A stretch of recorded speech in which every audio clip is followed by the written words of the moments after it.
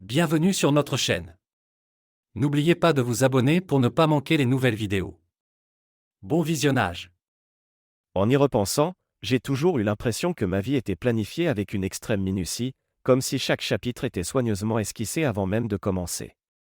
J'ai grandi dans un quartier tranquille de banlieue où la stabilité régnait en maître. Mes parents sont restés mariés plus de 5 décennies, et leur relation est devenue pour moi la référence d'un couple réussi. Naturellement, je pensais que mon propre mariage suivrait le même chemin, un amour durable, une confiance inébranlable et un lien solide qui résisterait à l'épreuve du temps. Lorsque j'ai rencontré Joyce pour la première fois à un mariage d'amis, j'ai cru que mon rêve commençait enfin à se concrétiser. Pendant des années, j'ai pensé que nous bâtissions ensemble cet idéal. Joyce avait cette faculté d'égayer le quotidien, son rire remplissant les petits vides de la routine. Nous avons élevé 2 enfants, construit une vie confortable et instauré des traditions que j'espérais éternelles. Mais dernièrement, j'ai commencé à tout remettre en question, essayant de déterminer quand les choses avaient dévié. Y avait-il des signes que j'avais manqués, ou m'accrochais-je trop à ce que je croyais que nous étions? Je dirigeais mon fidèle Jeep Cherokee sur la grande route, le ronron familier du moteur comblant les moments de silence entre les éclats de discussion sur la banquette arrière. Mes 2 enfants, plongés dans leurs débats habituels pour choisir quel film regarder sur le système de divertissement, faisaient régner un bruit de fond constant. À côté de moi, Joyce, ma femme depuis 2 décennies, fixait le paysage par la fenêtre, le visage assombri par quelque chose que je ne parvenais pas à cerner. Elle n'avait aucune idée de ce qui l'attendait. Joyce a une apparence ordinaire, pas laide mais pas particulièrement belle non plus. Ses cheveux châtain clair encadraient son visage, faisant ressortir ses yeux bleus. Ses jambes étaient un peu épaisses, mais je les ai toujours aimées, tout comme ses hanches généreuses, un trait qu'elle avait essayé de diminuer avec le temps, sans succès. Elle était plus fine du haut, ce qui n'était pas spécialement ma préférence, mais peu importait. J'aimais Joyce, avec ses défauts, depuis le premier jour où je l'avais vue, il y a 21 ans. À l'époque, j'avais 20 ans et elle en avait 22. Je savais déjà qu'elle serait celle que j'épouserais. Mais aujourd'hui serait notre dernier jour ensemble. Les enfants étaient au courant, mais Joyce n'en avait pas la moindre idée. Nous nous rendions dans notre parc d'état préféré pour un ultime pique-nique en famille, avant que Brian ne parte pour sa 2e année à l'université et que notre fille ne s'envole pour son année de terminale en échange en Europe. Le lendemain matin, j'étais censé partir pour un voyage d'affaires mais, en réalité, je partais pour de bon. Pendant que les enfants lançaient leurs films, nous avons entamé les 2 heures de route. Joyce adorait ces pique-niques, où nous pouvions fuir l'agitation de la maison et profiter d'un moment paisible ensemble. Elle aimait particulièrement ce parc parce que je n'y emmenais jamais ma Mustang. Cette voiture n'était pas adaptée au chemin accidenté et avait un petit siège arrière où les enfants ne rentraient pas. Joyce avait toujours été jalouse de la Mustang, la qualifiant de « 3e enfant » et plus tard de « seconde épouse ». Je plaisantais en disant que j'avais besoin d'une 2e femme, puisqu'elle était toujours occupée par ses événements et activités. Je la regardais, le visage apaisé, alors que nous roulions. J'allumai la radio, et une chanson de Fleetwood Mac commença. Je ne la reconnus pas tout de suite, mais la batterie signature de Mick Fleetwood et la ligne de basse puissante de John McVie me la révélèrent. Il y a des années, je jouais de la guitare dans des groupes de heavy metal. Avant cela, mes parents m'avaient fait apprendre le piano classique pour m'enseigner la discipline et la structure. La musique est devenue un élément clé de ma vie, m'aidant à traverser les moments difficiles. Encore aujourd'hui, je ne peux commencer mon jogging matinal sans mon iPod. Le morceau que je choisis influe sur mon humeur, mes décisions quotidiennes, et reflète souvent ce que je ressens. Cette fois, la chanson semblait presque prophétique, Little Lies de Fleetwood Mac, pas l'une de mes préférées, mais douloureusement adaptée à la situation. Juste au moment où Christine McVie commençait à chanter, Joyce changea la station. If he could turn the page in time, he'd turn over in just a day or two. Chantaient les paroles. Laisse, lui dis-je.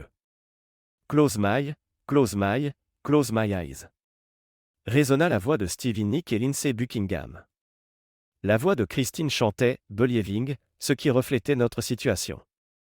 Tell me lies envahit l'habitacle, presque comme si le groupe était installé sur la banquette arrière. Dans le rétroviseur, ma fille croisa mon regard, consciente du poids de ses paroles.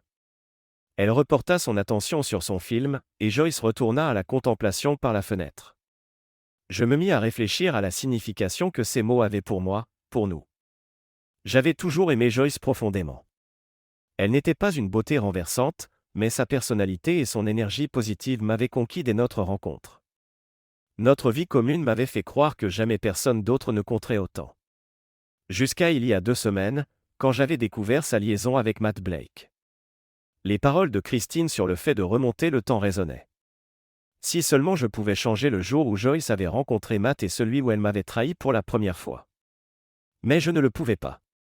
Alors, je lui offrais cette journée, une dernière journée parfaite avec la famille qu'elle disait aimer, un ultime jour avec le mari qu'elle avait trahi. Un dernier pique-nique idyllique dans son endroit favori, avant que tout ne s'effondre. Alors que je conduisais, elle chercha ma main. « Je t'aime, Bill », dit-elle avec un sourire. Parfois j'oublie de te le montrer, mais ne doute jamais de mes sentiments. Ma fille laissa échapper un ricanement sarcastique à l'arrière. J'ignorais si c'était lié à son film ou à quelque chose que sa mère venait de dire. L'expression Sweet Little Lies me vint à l'esprit. Je pense que c'est parce que vous êtes tous si occupés par l'école, le travail et vos activités, et que je me retrouve à la maison sans avoir de vie à moi. C'est pour ça que mes groupes et mes associations caritatives comptent autant, expliqua Joyce. Pourquoi ne pas simplement prendre un chien, maman, intervint ma fille. Je restai silencieux, repensant à la voix de Stevie Nicks qui me donnait encore des frissons après toutes ces années. Elle était toujours superbe, même à 50 ans ou plus. Tu me comprends, pas vrai Bill, poursuivit Joyce. Parfois, on se rend compte qu'on ne peut pas juste observer la vie passer, on doit agir. Oh, il comprend plus que tu ne l'imagines, lança Jessica depuis l'arrière. Pas de dispute aujourd'hui, Jess, répliquai-je. Profitons juste de cette journée ensemble. Pas de dispute, pas d'onde négative. Joyce acquiesça, souriante. Je croisai le regard de Jessica dans le rétroviseur. Elle se mordit la lèvre et dit. D'accord. Joyce me serra la main et se pencha contre mon épaule. Elle voulut m'embrasser, mais je fis mine de regarder un panneau sur le bas-côté, l'évitant avec habileté. Le petit rire de Jessica me signifia qu'elle avait remarqué. Je devais jouer le rôle du mari dévoué jusqu'au bout de la journée. Sinon, ce dernier cadeau que j'offrais à Joyce n'aurait aucun sens. Pendant que nous mangions, je me demandais pourquoi elle avait fait ça. Avait-elle cessé de m'aimer ou ne m'avait-elle jamais considéré comme je la considérais? Était-ce, comme elle le disait, parce que nous étions tous occupés et qu'elle ne l'était pas? Mais c'était son choix, elle avait décidé que la course au succès n'était pas pour elle, elle avait opté pour rester à la maison. Joyce avait choisi notre maison, nos voitures, les écoles pour nos enfants, nos destinations de vacances et la plupart de nos projets. Si elle était malheureuse, elle aurait pu le dire. Je me demandais aussi ce que Matt Blake avait que je n'avais pas été son âge. Malgré son début de calvitie, on aurait difficilement deviné qu'il était plus jeune, 35 ans contre mes 40, pas un grand écart. Je n'étais pas un athlète olympique, mais je restais en forme décente. Matt, lui, était un peu mou et en mauvaise condition, donc ce n'était certainement pas pour son physique. Heureusement, après avoir confirmé mes doutes par un détective, j'avais effectué un test ADN pour m'assurer que mes enfants étaient bien les miens même si c'était évident physiquement. Brian, qui me ressemblait comme 2 gouttes d'eau au même âge, avait déjà trouvé la fille qu'il voulait épouser, Maggie Chu, une petite asiatique qu'il avait rencontrée à la fac. Je me demandais s'il lui faisait autant confiance depuis notre discussion au sujet de sa mère. Brian, à l'inverse de Jessica et de moi, avait du mal à cacher ses émotions. Il aimait Joyce mais lui en voulait terriblement, au point de ne plus pouvoir lui adresser la parole. Jessica, elle, était tellement en colère qu'elle brûlait d'envie de se confronter à sa mère. C'est elle qui m'inquiétait le plus pour la journée. Elle m'avait promis de se tenir tranquille pendant le pique-nique, mais je doutais qu'elle puisse tenir toute la journée. Elle m'avait dit de partir et de la laisser partir après moi le lendemain, et je savais qu'elle ferait sûrement un scandale une fois que je ne serais plus là. Elle n'avait plus aucun respect pour sa mère et m'avait déjà confié qu'elle voudrait vivre avec moi à son retour de Paris au printemps.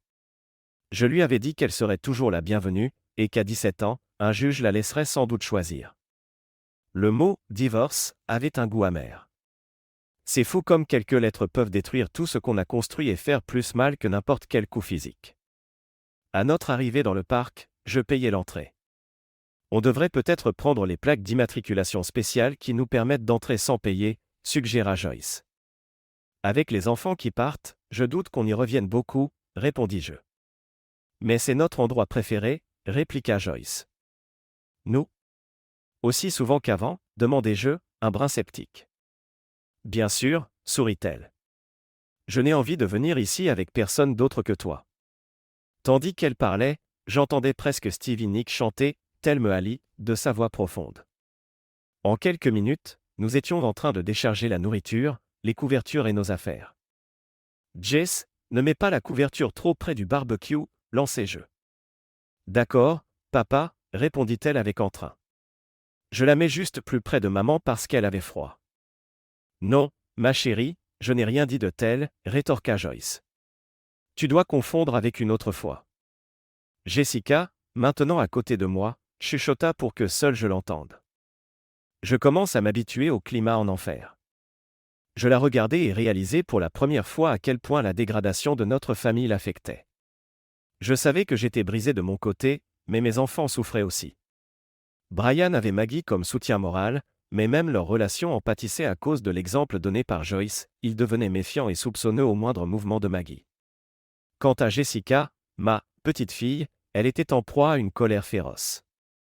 Je devais parler au directeur de son programme pour organiser une thérapie et renforcer notre lien. Je devais aussi quitter l'appartement où je prévoyais de m'installer pour trouver une maison. Papa, prêt pour notre concours de lancer de cailloux au lac, me demanda Brian. C'était notre tradition, et il gagnait jusqu'à ses 16 ans, lorsque j'ai arrêté de le laisser gagner. Dernièrement, il commençait à me rattraper.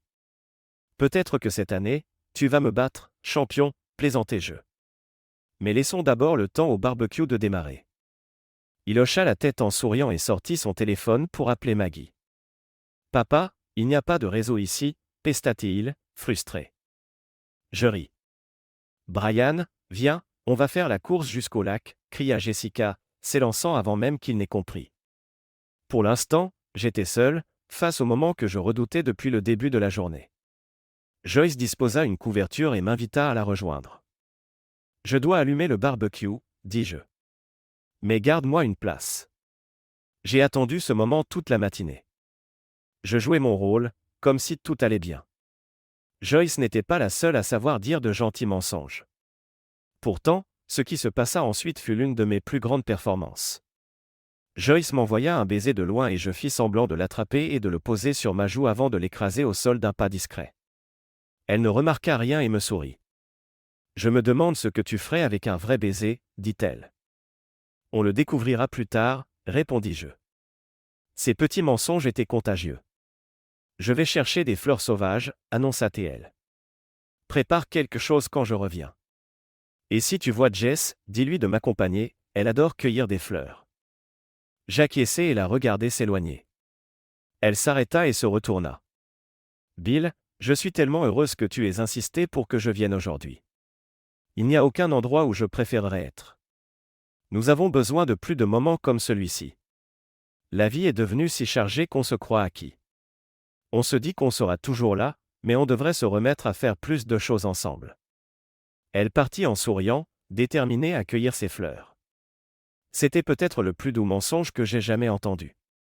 Une larme coula sur ma joue à la pensée de tout l'amour que j'avais pour elle, sachant que si je ne l'avais pas suppliée, elle serait probablement avec Matt à cet instant. Je préparai le charbon de bois sur l'un des grilles du parc, l'imbibé de liquide allume-feu, car les briquettes prétendument auto-inflammables ne fonctionnent jamais. Les gestes habituels me permirent de laisser mon esprit vagabonder. Je me revis en larmes dans mon bureau, quelques jours plus tôt, en regardant le DVD donné par les détectives, alors que Joyce était partie à un rendez-vous caritatif. J'avais vu Matt venir chez nous quelques jours auparavant, alors que les enfants et moi étions partis. La charité commence à la maison, pensais-je avec amertume. Joyce, vérifiant qu'aucun voisin ne la voyait, l'invitait à entrer. La caméra cachée dans le salon les avait filmés sur notre canapé, discutant autour d'un café, la tension étant palpable. Ils échangeaient quelques banalités, et je me demandais même pourquoi Matt acceptait ce jeu. Puis Joyce fit le premier geste, anéantissant toute possibilité de pardon.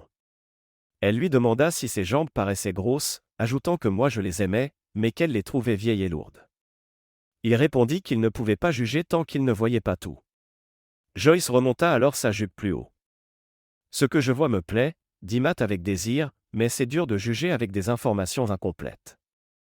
Tu veux tout voir, le provoqua Joyce en souriant. Je savais déjà ce qui allait se produire. Elle souleva sa jupe entièrement. Oh, mon Dieu, murmura Matt. Viens chercher, l'invita Joyce. Matt se pencha, et leurs mouvements furent gauches et maladroits. Aucun geste gracieux, seulement un éboulis de passion grotesque. Je me demandais s'ils avaient conscience du ridicule de la scène. Matt se rendait-il compte de ce que cela lui coûterait?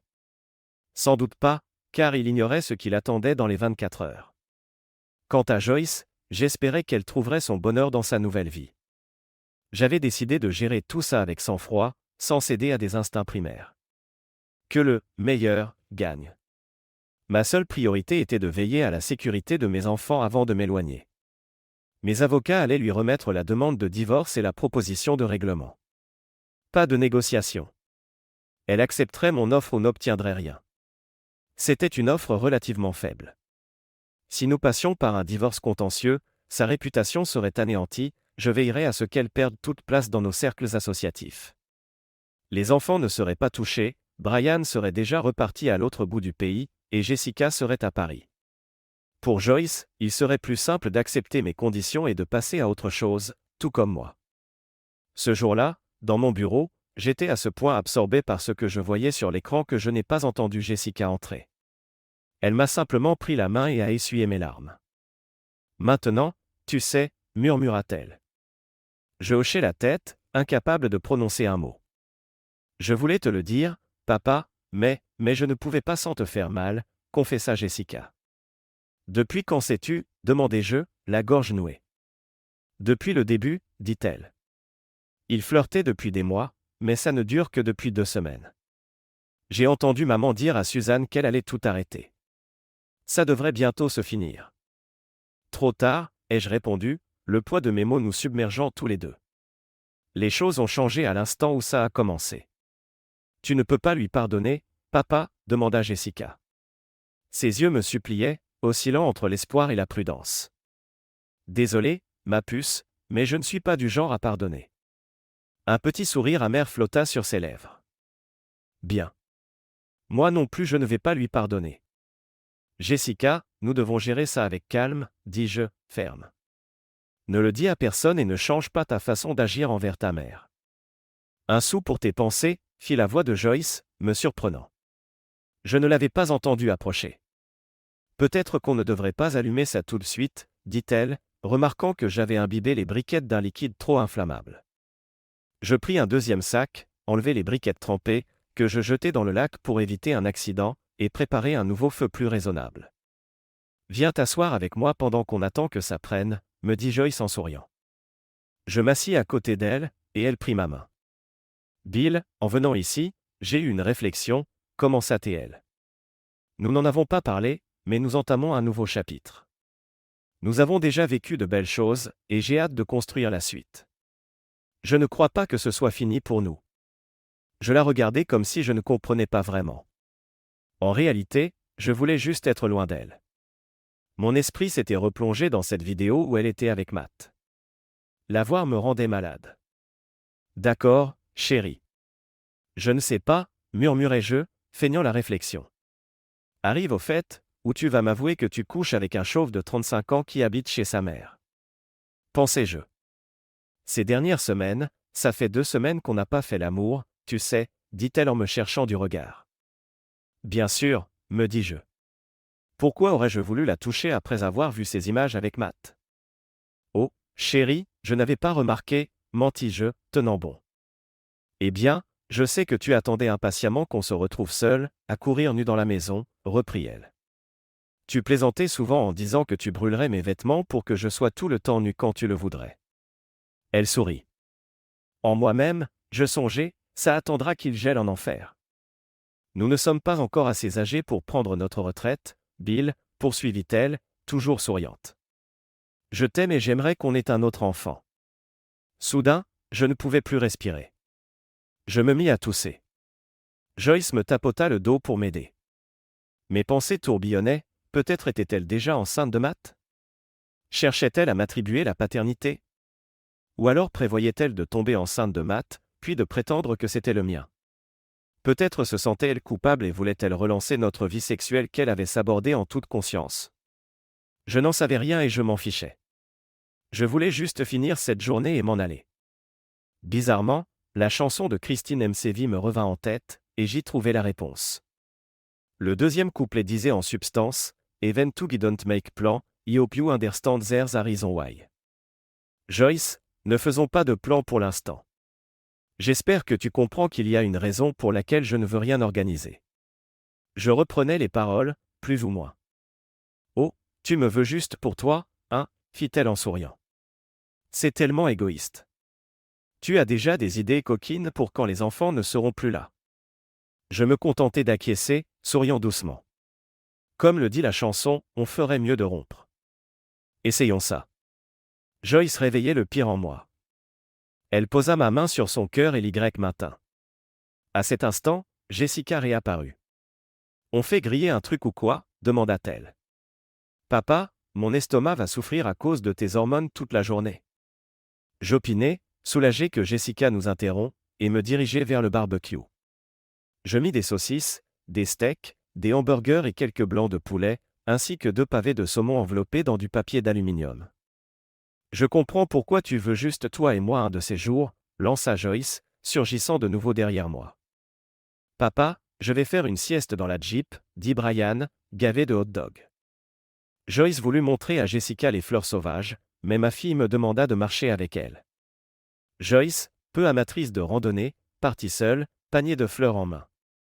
En chemin, je tentais d'expliquer à Jess que ce qui se passait entre sa mère et moi ne la concernait pas, qu'on serait toujours ses parents et qu'on l'aimait tous les deux. Je lui dis aussi que sa mère aurait besoin de son soutien dans les jours à venir, car ce serait difficile pour elle lorsqu'elle se rendrait compte que j'étais parti. Pourquoi est-ce que j'aiderais la femme qui a brisé notre famille ? Rétorqua Jessica. Je n'avais pas de réponse satisfaisante, alors je dis simplement. Parce que c'est ta mère et que tu l'aimes. Papa, les hommes ne remarquent rien, répliqua Jess. S'il y a quelque chose sous leur nez, ils ne le verront pas, à moins que ce ne soit le boulot, le foot ou les voitures. Mais les filles et les femmes repèrent les moindres détails. La moitié de mes copines l'avaient déjà remarqué, c'est la honte. Je m'arrêtai et la regardai. Je t'aime, papa, dit-elle. Au printemps, quand je rentrerai de l'école, ou pendant les vacances de Noël, je viendrai vivre avec toi. Le reste de la journée passa vite. Nous jouâmes à des jeux de famille, lançâmes un frisbee et observâmes les nuages pour imaginer des formes. Nous mangeâmes beaucoup et accompagnâmes même Joyce voir ses fleurs sauvages préférées. Une fois fatigués d'avoir cueilli des fleurs, nous retournâmes au camp pour dîner. Mon fils manqua de tout gâcher tout seul. C'est dingue qu'on ne refasse plus jamais ça, lâcha Brian. Bien sûr qu'on le refera, répondit Joyce, et Brian, Jess et moi nous mîmes à la fixer, stupéfaits. Je voulais dire. Tenta de se rattraper Brian. Je sais ce que tu voulais dire, chérie, sourit Joyce.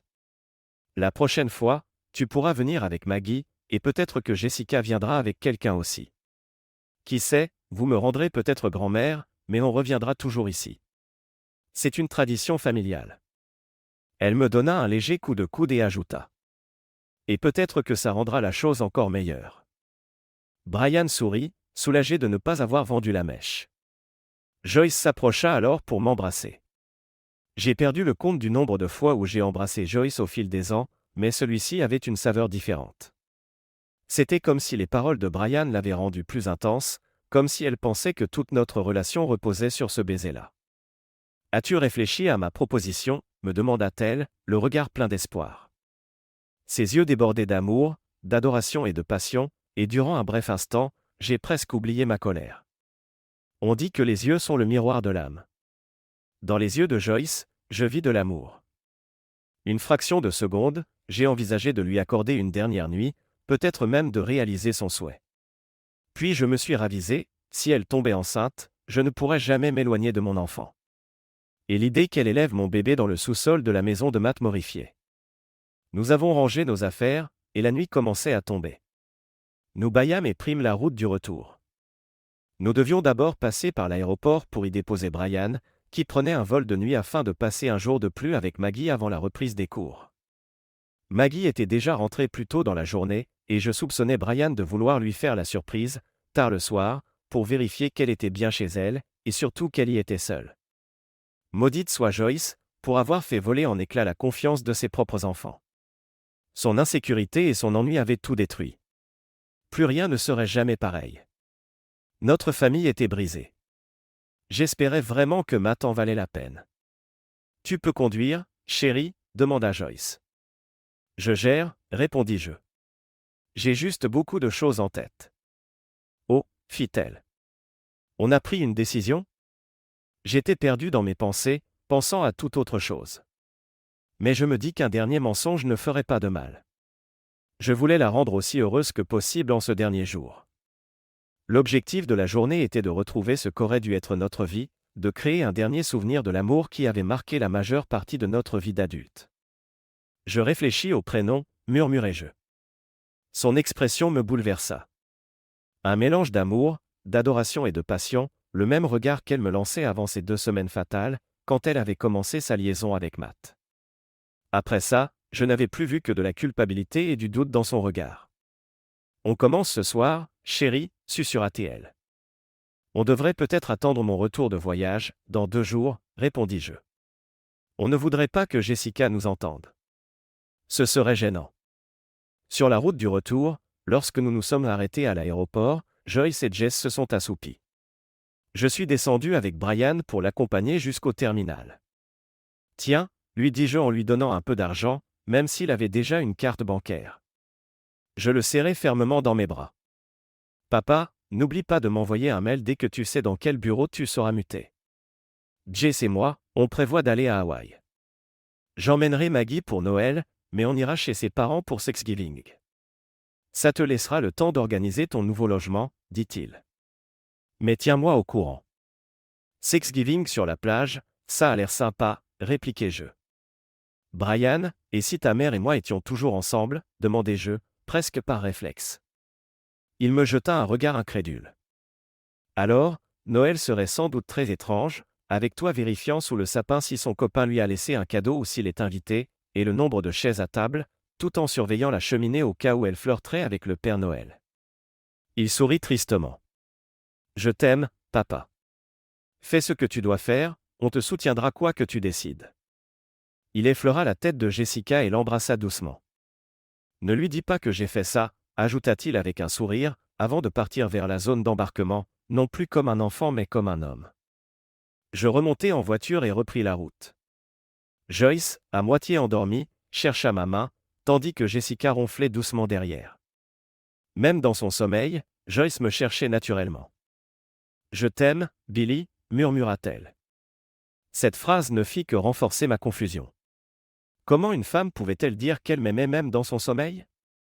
Était-ce fin? Ou bien était-ce authentique? Autre détail, la manière dont elle agissait avec Matt ne ressemblait pas à sa façon d'être avec moi. Était-ce lui qu'elle menait en bateau, ou m'avait-elle joué la comédie pendant presque 20 ans? Allais-je vraiment tout jeter pour 2 ébats minables? Était-ce une faute pardonnable qui détruisait pourtant un mariage solide? Peut-être étais-je en train de tout détruire par orgueil et insécurité. J'avais besoin de faire le point, mais je savais que la plupart des hommes, et j'en faisais partie, gèrent mal leurs émotions. Les femmes sont plus fortes pour ça. Nous, on réagit d'abord par instinct, puis on réfléchit, et on finit par suivre la logique. Mon instinct me dictait de rompre immédiatement, et ma logique me soufflait que si elle l'avait fait une fois et qu'elle s'en sortait, elle le referait sans doute. Mon cœur, lui, me hurlait qu'elle méritait peut-être une nouvelle chance. Mais ni l'instinct ni la raison ne voulaient prendre ce risque. La vie est trop courte pour la passer à redouter le prochain faux pas d'un conjoint. Réveille-moi quand on arrivera à l'aéroport, que je puisse dire au revoir à Brian, marmonna-t-elle. Nous avons quitté l'aéroport il y a 20 minutes, répondis-je. On sera à la maison dans environ un quart d'heure. Les yeux de Joyce s'ouvrirent en grand. Brian est parti, demanda-t-elle, bouleversée. Je hochai la tête. Mais, il ne m'a même pas dit au revoir, fit-elle, sincèrement peinée. Il m'a embrassé, moi, lâcha Jessica, enfonçant le couteau. Tu dormais. Je suppose que c'est sa manière de montrer son affection. Rendors-toi, Jess, dis-je. Dans le rétroviseur, je vis son sourire narquois, elle avait atteint son but. Je suppose qu'il a préféré ne pas te déranger, ajoutai-je à l'intention de Joyce. Il sait que tu as beaucoup de travail, surtout avec toutes tes associations, puisque tu as pris ta journée pour être avec nous. J'ai besoin d'être avec toi, dit-elle. Pas d'association, pas de comité, pas de projet, juste toi et moi, pour celui qu'on va concrétiser ensemble. Était-ce une nouvelle mascarade ou était-ce sincère? Je n'arrivais plus à faire la distinction. Je me garai dans l'allée de la maison et portai Jessica jusqu'à sa chambre. Je t'aime, papa, murmura-t-elle, se forçant à ouvrir un œil. L'aventure commence. Elle sourit. Ah, dans quelques mois, ou peut-être avant. Dis-moi en tout cas comment ça se passe, une fois que tu seras à Paris, répondis-je. N'oublie pas de m'appeler quand mon avion atterrira, pour que j'entende sa réaction, dit-elle, soudain parfaitement réveillée. Et papa, je préfère vivre avec toi dans notre état. Les enfants de plus de 13 ans peuvent choisir le parent qu'ils veulent, et j'ai 17 ans. Donc choisis Hawaï, parce que je suis superbe en bikini. Claudia et moi nous entendons très bien. Je me demandais pourquoi elle mentionnait Claudia. Jess, si tu n'étais pas endormie, pourquoi ai-je dû te porter, demandai-je. Parce qu'il y a des choses qu'on vit pour la dernière fois, répondit-elle doucement. Je me souviens, petite, combien je me sentais en sécurité quand tu me portais. Ni toi ni moi ne reviendrons dans cette maison après ce soir, alors je voulais ressentir ça une dernière fois. Je hochai la tête. Peut-être que ça se reproduira dans une autre maison, ou quand tu me verras porter ma petite fille un jour. Oui, ce serait formidable, papa. Et tu pourras lui dire pourquoi elle n'a pas de grand-mère, rétorqua-t-elle, amère. Qui sait, soupirai-je. Peut-être qu'on peut arranger les choses. Non, papa, dit Jessica, son regard sérieux. On ne peut pas. Tu n'es pas ce genre d'homme, et si tu l'étais, je ne pourrais plus aimer et respecter celui que tu es. Tu dois tourner la page avec quelqu'un qui t'aimera vraiment. Qui sait, cette personne t'attend peut-être déjà. Je repartis vers la voiture, où Joyce dormait encore. Je l'extirpai et ses bras m'entourèrent le cou. Je l'emmenai dans notre chambre, la déshabillai, la couvris d'une couverture et l'embrassai une dernière fois. Alors que la journée se terminait, elle murmura. « Je t'aime, Billy. » Était-ce vrai ou juste un autre doux mensonge? Peu importait désormais. « Je t'aime aussi, Joyce, » répondis-je, tandis que la dernière larme que je verserais pour elle roulait sur ma joue. Je m'allongeai dans le lit que nous avions partagé depuis le début de notre mariage. La symbolique m'avait frappé, j'étais couché là, envisageant la fin, comme si je refermais un chapitre. Des questions me hantaient, étais-je rationnel? Devrait-on essayer de recoller les morceaux? Est-ce que je l'aimais assez pour pardonner? Avait-elle déjà emmené Matt dans ce lit? Cette idée me rendait furieux. Avait-elle vraiment préféré ce perdant? Ou s'était-elle simplement laissée tenter dans un moment de vulnérabilité? J'avais tout fait pour lui offrir la meilleure vie possible, et voilà sa manière de me remercier. Je finis par sombrer dans un sommeil agité, rêvant de Joyce et Matt vivant dans ma maison avec mes enfants, pendant que je croupissais dans le sous-sol de chez lui. À l'aube, je me levai, pris une douche, m'habillai et fis ma valise en emportant toutes mes affaires personnelles. Je passai discrètement voir Jessica. « Je t'aime, papa, » dit-elle, en s'efforçant de se réveiller. L'aventure commence. Elle me sourit. À dans 2 mois, ou peut-être avant. Tiens-moi au courant. Bon courage, mon ange, soufflai-je. Elle irait à l'aéroport dans 3 heures. Ensuite, Joyce serait seule pour la première fois de sa vie. J'espérais que Matt saurait la rendre heureuse. Les surprises que j'avais prévues allaient mettre à rude épreuve leur relation, pensai-je avec un petit sourire. Je montai dans ma Mustang, jetai un dernier regard à la maison, et démarrai. Le moteur gronda, et une part de moi se sentit triste, la fin de mon mariage était un échec. Mais j'étais aussi prêt pour la suite. En chemin vers l'aéroport, j'appelai le bureau pour laisser un message à Claudia, mon ex-assistante, mais je tombai sur le standard. Ici Hélène Magneson, opératrice téléphonique et réceptionniste. Je fus surpris qu'elle soit là à 6 heures du matin. Je suis toujours là à 7 heures, précisa-t-elle. Hélène, je dois laisser un message à l'intention de Claudia Danton, dis-je. Claudia ne travaille plus ici, répondit-elle. Elle est partie hier. Où a-t-elle été mutée, demandai-je. Je n'ai pas cette information. Ça me déconcerta. Claudia avait été comme une seconde épouse pendant 10 ans, professionnellement parlant. Je l'avais engagée à la sortie de l'université, et elle était l'assistante idéale. J'ai regretté de ne pas avoir été plus attentionné à son égard. J'étais trop préoccupé par mes problèmes avec Joyce pour réaliser quoi que ce soit.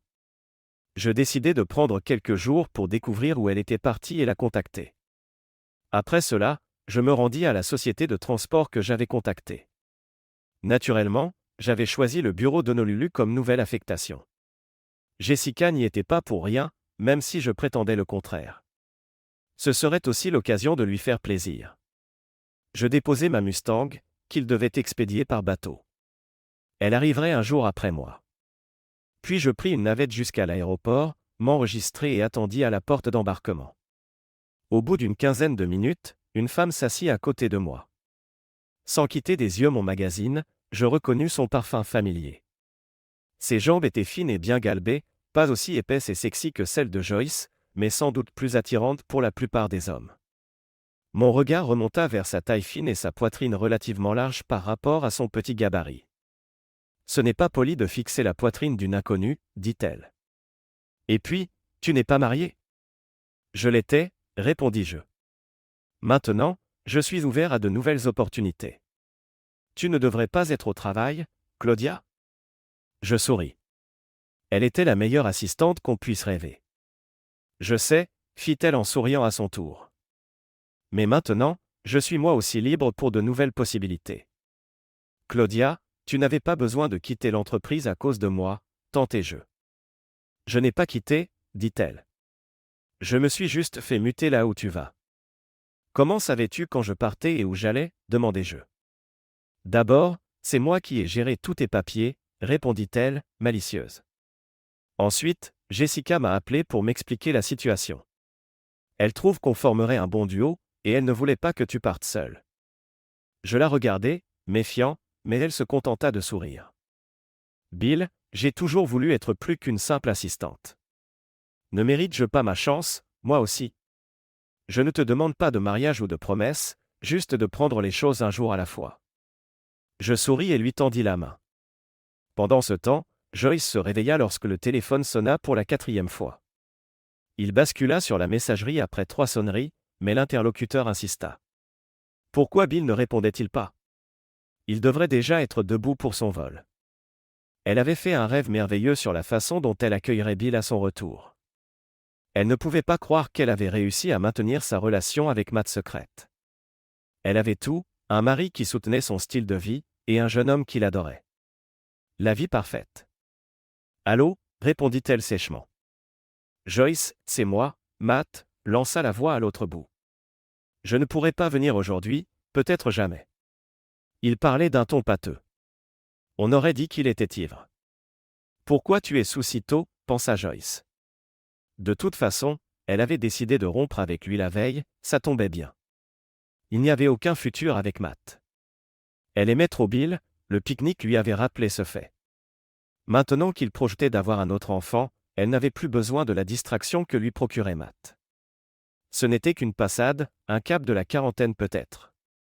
Je t'aime, Joyce, sanglota Matt. Tu pleures, Matt, demanda-t-elle, exaspérée. Génial. Pensa-t-elle. Il va rendre la rupture compliquée. Ma mère va me tuer, on a un souci, Joyce. Je t'aime, mais je ne peux pas continuer comme ça. Ça n'en vaut pas la peine. De quoi tu parles, répliqua Joyce, déjà lassée. Tu es malade ? Tu t'es blessé ? En réalité, elle était soulagée, Matt allait lui-même mettre fin à la relation. Il était loin d'être attirant, ni ambitieux, toujours chez sa mère, et peu doué au lit. Elle l'avait surtout choisi car personne ne soupçonnerait une femme mariée d'avoir une aventure avec un gars sans envergure comme lui. Ma mère va me zigouiller. Ce matin, je suis venu plus tôt au supermarché pour aider à décharger les camions et gagner un peu d'argent de plus. Je comptais t'acheter un cadeau, pour te prouver à quel point je tiens à toi. Mais on m'a appelé dans le bureau du gérant, ils m'ont dit qu'ils avaient une politique contre les employés qui fricotent avec les clients, surtout si l'un est marié. Ils m'ont viré pour éviter un procès. J'ai perdu mon job, Joyce. Je travaillais là depuis le lycée. Et quand je suis sorti, j'ai eu peur que quelqu'un ait découvert notre liaison. Je roulais vite sur mon vélo pour rentrer, et un grand ado est sorti d'une ruelle pour me frapper. J'ai chuté et quand j'ai voulu me relever, il était parti, avec mon vélo. La voix de Matt se brisa. Je suis rentré à pied, mais plus loin, deux gros types m'ont encore tabassé, en disant que je n'aurais pas dû m'approcher d'une femme mariée. Je me suis réveillé à l'hôpital, ma mère était là. Elle m'a dit de t'appeler pour te dire de rester loin de moi. Mais, je t'aimerai toujours. La communication se coupa, laissant Joyce interdite. Elle se demandait si elle devait en rire ou en pleurer. Sans doute la mère de Matt avait-elle découvert leur histoire et engagé des gens pour lui donner une leçon, le faire renvoyer, faire voler son vélo et le faire rosser, histoire de lui passer l'envie de récidiver. Joyce se sentit soulagée, ça tombait bien, elle n'avait plus besoin de Matt. Elle décida de préparer le petit déjeuner, puis de proposer à Jessica de l'accompagner à l'aéroport. Elle avait senti un certain malaise entre elles pendant le pique-nique et voulait y remédier. Jusqu'à récemment, ils formaient une famille unie, mais quelque chose clochait depuis quelques semaines, au point qu'elle voulait profiter du temps qui restait avant le départ de Jessica. En entrant dans la cuisine, elle aperçut une grande enveloppe sur la table. Au moment où elle commença à l'ouvrir, un klaxon retentit dehors. Un taxi attendait. Joyce ouvrit l'enveloppe, entendant des pas à l'étage, Jessica descendait. La note dans l'enveloppe la glaça. Appuie sur « Play » sur le lecteur DVD, puis lit la page 2. Joyce alluma le lecteur DVD et découvrit, horrifiée, la vidéo de ses ébats avec Matt filmée dans le salon. Jessica passa devant. « Adieu, maman. J'espère que tu as apprécié ta dernière journée avec papa. Il voulait que tu en gardes un beau souvenir, mais tu ne nous reverras jamais, ni lui ni moi. » Joyce reporta son regard sur la lettre. D'abord, elle crut que ça venait de la mère de Matt, mais la suite fut pire. « Adieu, Joyce. J'espère que Matt en valait la peine, puisque tu perds ton mari, ton mariage et ta famille. Je t'aimais profondément, et ta trahison m'a détruit. Dans quelques minutes, quelqu'un viendra avec les papiers du divorce. Tu dois les signer immédiatement. Si tu signes, nous procéderons à un divorce à l'amiable pour différends irréconciliables. Mon avocat te contactera pour organiser la garde de Jessica. Tu obtiendras 25% de nos biens communs, y compris la maison, déjà en vente. Tu as 30 jours pour trouver un nouveau logement. Si tu refuses, je détruirai ta réputation, tu ne pourras plus rester en ville. Ce que je t'offre est généreux au vu de ce que nous avons vécu et que tu as gâché pour des raisons qui me dépassent. Je ne veux ni te voir, ni t'entendre, ni te parler à nouveau. Je ne saurai jamais pourquoi tu as fait ça, et ça n'a plus d'importance. Hier était une journée douce amère, et j'ai tenté de voir si nous pouvions continuer ensemble. J'ai réalisé que je ne pourrais jamais te pardonner, même si je ne t'ai jamais cessé de t'aimer. Je ne peux pas oublier ce que tu as fait. Je ne vivrai pas avec la peur que le shopping ou les réunions cachent des rendez-vous avec un autre.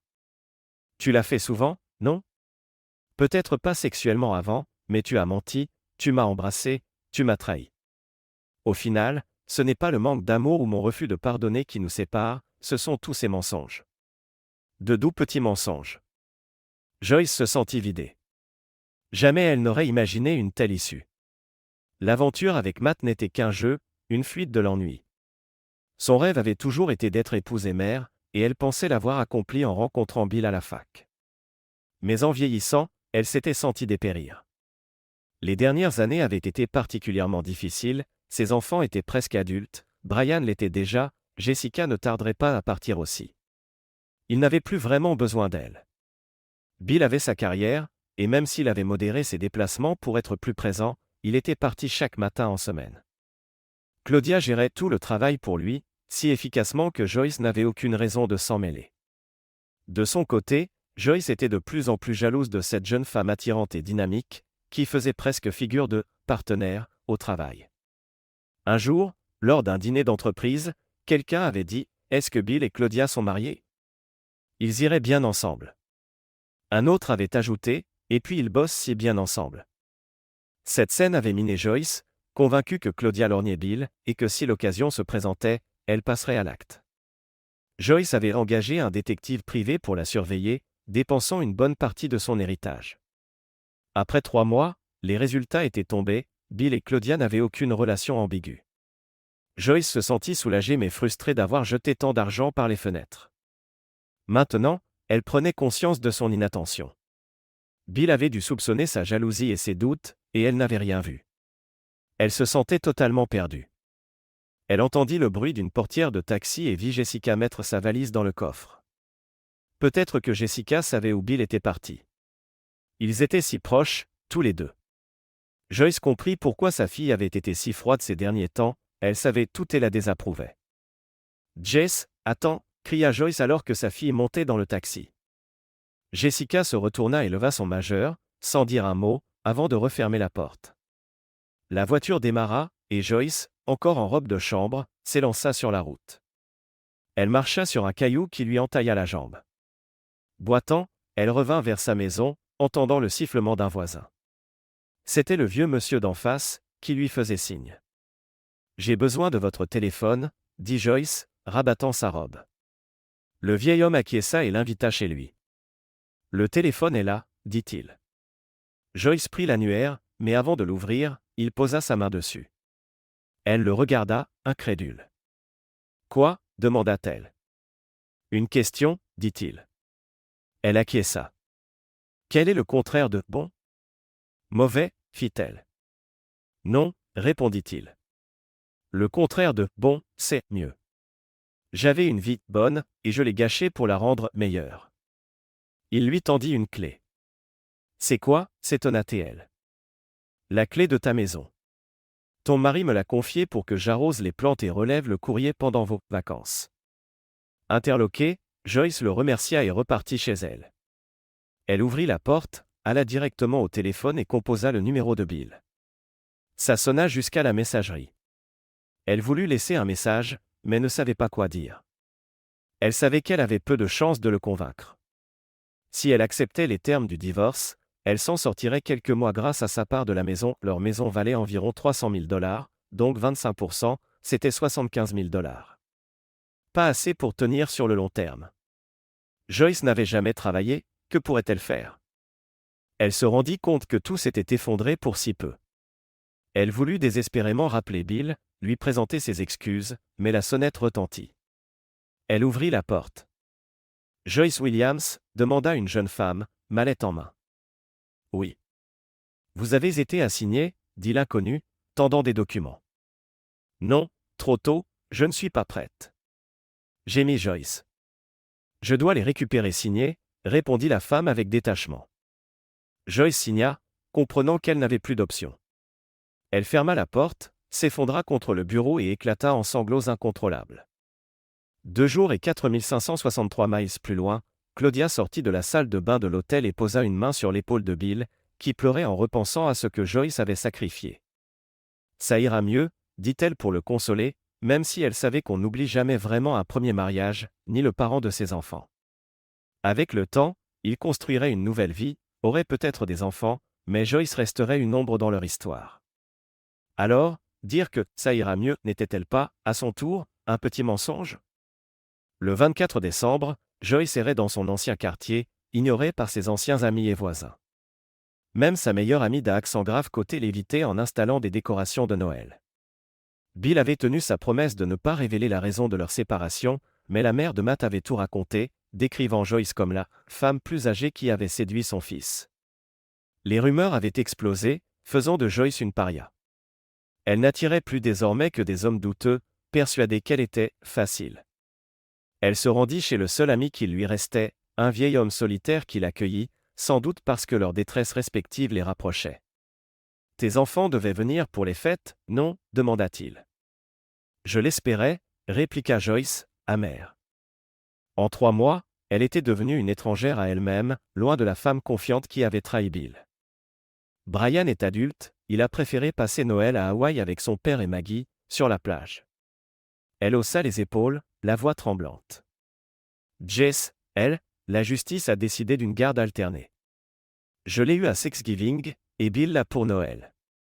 Mais elle est quasiment restée dans sa chambre, muette, avant de filer en douce pour rejoindre son père et Maggie. Je l'ai appris en appelant Brian, c'est Maggie qui me l'a dit sans savoir que c'était un secret. Ils sont tous là-bas, ensemble. Joyce soupira. Bill a gardé sa promesse de ne pas me salir, mais Matt et sa mère l'ont fait à sa place. Je n'ai plus aucune réputation. Brian avait parlé de rapporter Maggie pour les fêtes chez ses parents, mais finalement, ils sont restés à Hawaï. Même ma propre mère me reproche d'avoir gâché ma vie, me disant que Bill m'aimait et qu'il fallait lui laisser du temps. Mais le temps me glisse entre les doigts. Bill s'est rapproché de Claudia, qui, je l'ai toujours su, avait des vues sur lui. Les larmes vinrent. Au fond de moi, je pense que Bill m'aime encore. Il n'a pas encore épousé Claudia.